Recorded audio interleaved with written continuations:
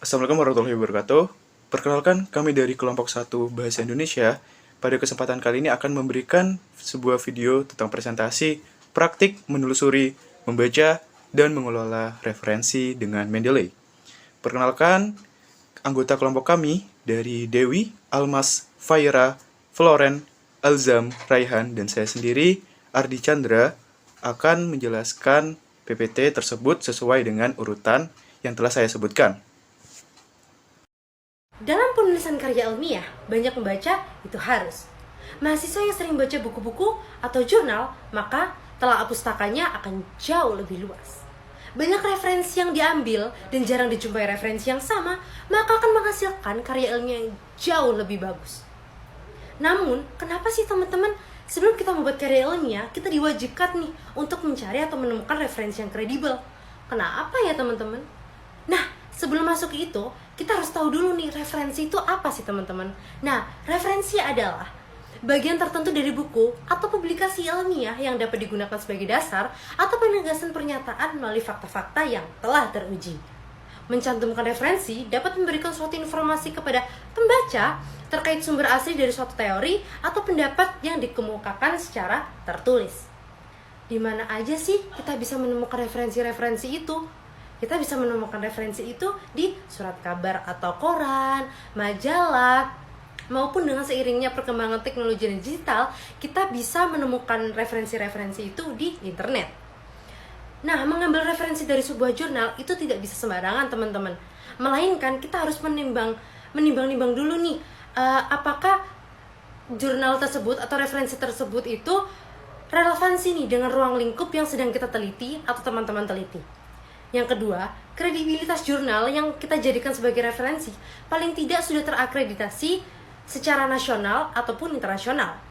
Mengutip dari referensi yang kredibel juga akan mencerminkan tulisan dari teman-teman semua, karya ilmiah dari teman-teman semua. Gitu. Setelah mengetahui pentingnya mencari referensi kredibel dalam suatu karya ilmiah, perlu kita ketahui apa saja kriteria referensi yang kredibel. Yang pertama, dapat dipercaya. Dapat dipercaya berarti jurnal yang digunakan dalam suatu karya ilmiah harus terindeks. Kedua, dapat dipertanggungjawabkan.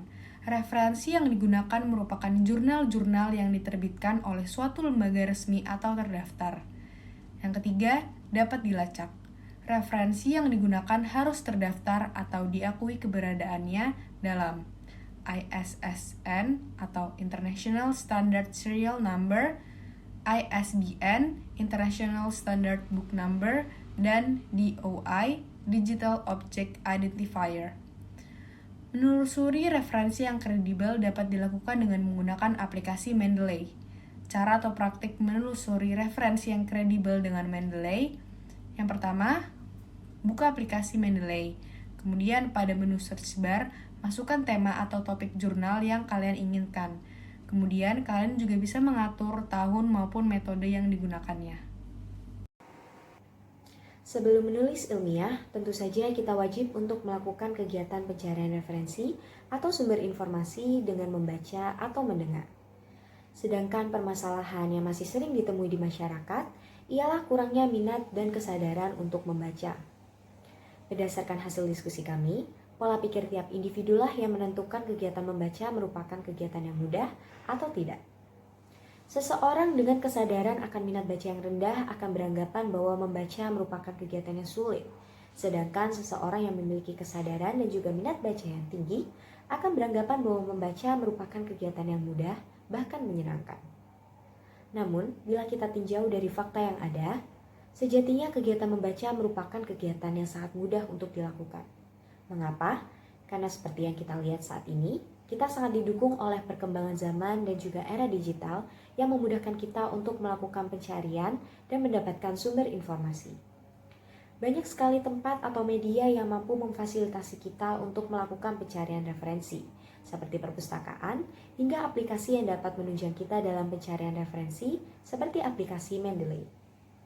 Dari sini dapat saya simpulkan bahwa sejatinya kegiatan membaca merupakan kegiatan yang mudah untuk dilakukan, namun kesadaran dan minat bacalah yang terkadang sulit untuk kita tumbuhkan.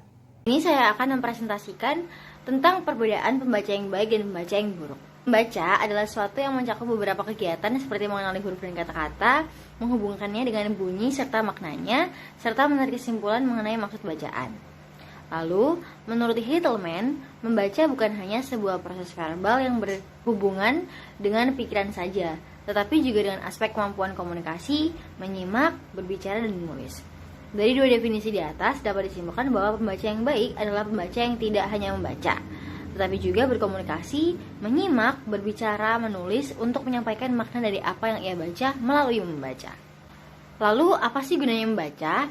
Membaca memiliki banyak sekali manfaat dalam kehidupan sehari-hari. Esensi dari membaca adalah untuk mendapatkan, menemukan, mengetahui, menggali, mengisi, dan memperkaya informasi. Lalu, ada banyak sekali ciri-ciri pembaca yang baik. Yang pertama, pembaca yang baik tahu apa yang ia baca. Biasanya alasan seseorang membaca ada dua, yaitu mencari informasi atau menikmati bacaan. Lalu yang kedua, pembaca yang baik memahami apa yang ia baca. Dan yang ketiga, pembaca yang baik harus menguasai kecepatan membaca. Kecepatan membaca seseorang memiliki banyak cabang karena sesuai dengan maksud dan tujuan ia membaca. Ada yang namanya membaca sekilas seperti skimming, membaca cepat yaitu scanning, membaca demi kesenangan. Biasanya cara ini melewatkan hal-hal yang kurang menarik dan rata-rata kecepatannya bisa mencapai 300-500 kata per menit. Lalu yang terakhir adalah membaca serius, di mana seseorang biasanya tidak mau kehilangan sesuatu hal dan secara serius membaca bahan-bahan yang penting.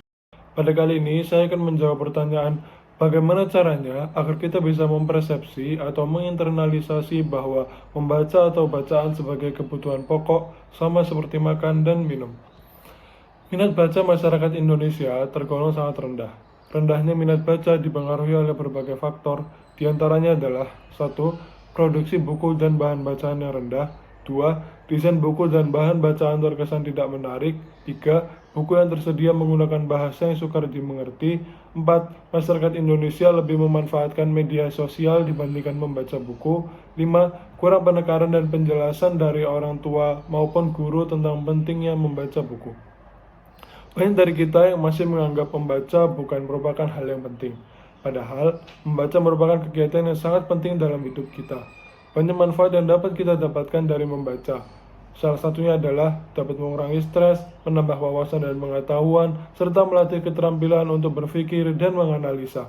Nah, ada banyak cara untuk meningkatkan minat baca dan menjadikannya sebagai kebutuhan pokok. Di antaranya adalah yang pertama, membaca buku atau bacaan yang paling kita sukai. Dalam upaya untuk meningkatkan minat baca, mulailah dari buku atau bacaan yang paling kita sukai. Hal ini akan menggerakkan kita untuk tertarik membaca karena kita senang dengan topik atau cerita yang ditulis dalam buku tersebut. Kedua, manfaatkan waktu menunggu. Menunggu merupakan kegiatan yang membosankan bagi kebanyakan orang, apalagi jika menunggu sendirian. Maka dari itu, manfaatkan waktu tersebut untuk membaca. Dengan membaca, tentu menunggu tidak akan terasa lama. Yang ketiga, buatlah target membaca. Membuat target ini sangatlah penting untuk menjadikan membaca sebagai kebutuhan kehidupan Anda. Mulai target bacaan dari yang paling ringan, misalnya sebulan 2-3 buku atau seminggu 100-200 halaman atau bahkan sehari, sehingga kita dapat mengukur diri kita seberapa cepat kita bisa menyelesaikan dan memahami satu buku. Yang keempat, undang penulis nasional atau tokoh berpengaruh dalam sosialisasi gerakan membaca. Dan yang kelima, konsisten. Pada awal-awal, kita tidak perlu untuk memaksakan diri membaca buku berpuluh-puluh lembar. Cukup luangkan waktu 5-15 menit untuk membaca buku. Tidak masalah jika dalam waktu itu hanya membaca 10 lembar. Hal yang penting adalah kita bisa konsisten untuk melakukannya setiap hari. Lebih baik sedikit tapi bisa dilakukan setiap hari daripada membaca banyak tapi cepat dan bosan. Apabila kita sudah melakukan beberapa cara di atas, kita pasti sadar bahwa membaca merupakan keharusan dan kebutuhan, bukan hanya sekedar mengisi waktu yang luang. Jika membaca sudah menjadi sebuah kebutuhan, maka pemikiran kita akan memunculkan wawasan-wawasan dan ilmu pengetahuan yang baru. Selanjutnya kita akan membahas tentang penyimpanan dan pengelolaan referensi dengan aplikasi Mendeley. Di aplikasi Mendeley sendiri terdapat dua cara untuk menyimpan referensi. Yang pertama adalah pencarian melalui Mendeley sendiri. Kita memanfaatkan fitur literatur search yang dapat kita temui pada menu tools di aplikasi Mendeley. Di sana kita dapat memasukkan kata kunci atau judul artikel dan mencari artikel atau jurnal yang cocok dengan apa yang kita inginkan. Setelah kita menemukannya, kita langsung add to library, di mana akan secara otomatis akan masukkan jurnal tersebut kepada library reference kita. Yang kedua adalah dengan menggunakan manual entry atau entry secara manual. Hal ini dilakukan jika jurnal yang kita cari tidak ada pada pencarian Mendeley. Di sini kita dapat mencari jurnal atau artikel melalui sumber lain yang biasanya kita cari menggunakan Google Scholar. Di sana kita langsung masuk ke tautan artikel dan menyalin tautan DOI dari artikel tersebut. Langsung saja kita masuk ke aplikasi Mendeley, add new, dan entry manual. Langsung saja masukkan DOI ke kolom identifier dan secara otomatis Mendeley akan mengidentifikasi jurnal tersebut.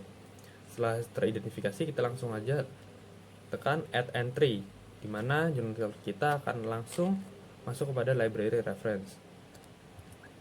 Yang berikut adalah tampilan dari aplikasi Mendeley, di mana di sini ada beberapa menu untuk memudahkan kita mengelola referensi kita. Yang paling penting adalah group dan collection, di mana kita dapat mengelompokkan jurnal-jurnal kita sesuai kebutuhan project yang sedang kita kerjakan. Beralih untuk penggunaan Mendeley dalam menulis kutipan serta daftar pustaka di Microsoft Word. Langkah pertama, beracu pada ilustrasi yang telah diberikan, kita itu klik menu reference yang ada di Microsoft Word, kemudian akan tampil yang paling kanan ada Mendeley Site.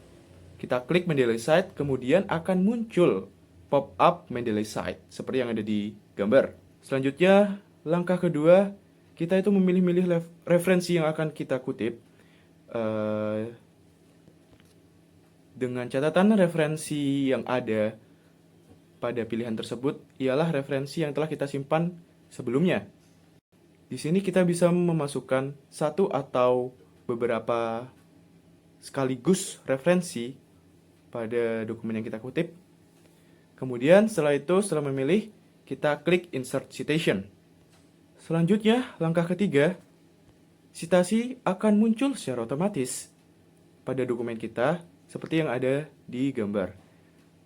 Membuat kutipan sudah selesai, selanjutnya membuat daftar pustaka otomatis. Untuk membuat daftar pustaka otomatis, kita itu klik icon titik 3 di kanan atas pada menu pop-up Mendeley Site. Terus kemudian kita pilih Insert Bibliography. Maka langkah kelima, secara otomatis Mendeley itu akan dengan otomatis membuat daftar pustaka berisi seluruh referensi yang ada di dokumen kita tersebut. Dan kita bisa lihat contohnya pada ilustrasi yang telah saya tuangkan.